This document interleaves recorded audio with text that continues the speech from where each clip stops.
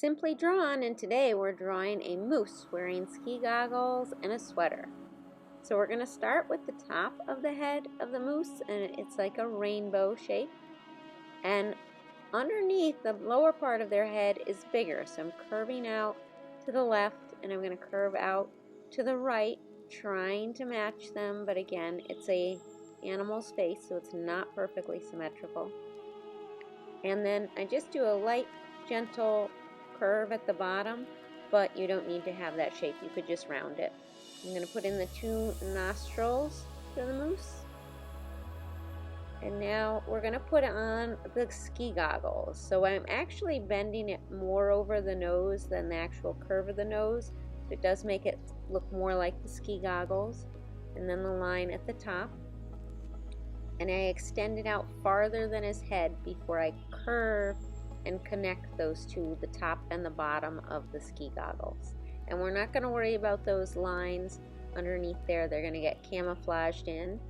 But now I'm doing the rim around the ski goggles, trying to keep it parallel to the other line.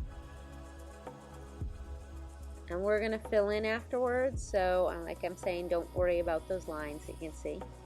And now moose's ears stick up off their heads more than you'd think. So I did 2 little half circles before I'm starting the curve out of the ears. And it's almost like you're making a Christmas tree light. So that old style light bulb, and then a little bit of the inside of the ear. So the ears are on the top of the moose's head, and then we're going to add the antlers. And you can customize your antlers however you want. They're roughly the same, so symmetrical. So I'm doing 3 bumps, and it gets a little larger each time.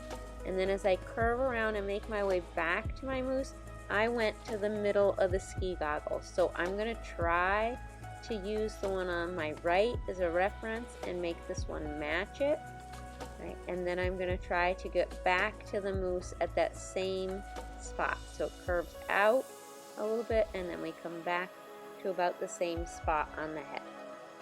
Now we're going to add the sweater. So I start making my 2 lines down, and that's his body, but I'm going to add that's the little rim of the neck, and then lower than his head I'm adding a little curve out because that will be his arms in his sweater.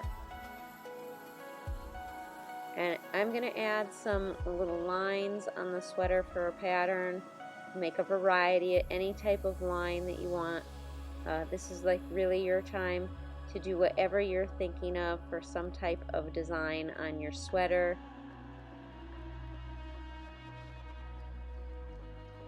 This neat little trick, you do the vertical lines down, and then I'm connecting them. So you're not thinking of it as a zigzag, you're actually thinking of lines going up to the line and then down to the line so they connect. And some dots. Again, just fill it up. The more patterns you can come up with, the more texture.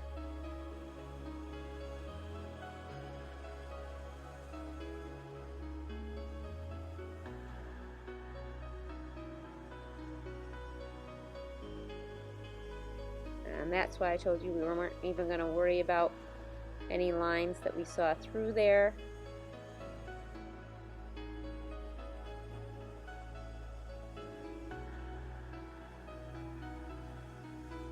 And on this one, I'm doing the black around the sweater to make his head stand out a little bit. And I wouldn't necessarily do these things in this order, but I try to show you how it would look if you're going to leave it as a black and white. And then add in a little bit of highlight. If you don't have a silver Sharpie, you could absolutely use like a white colored pencil. And then add in your color however you want. I tend to keep the colors simple in the videos here if you only have a few colors, and repetition of color always helps to help your design pop. So that's why like I have his ski goggles matching in his sweater. And I'm going to do the same thing. I'm going to repeat some other colors into it.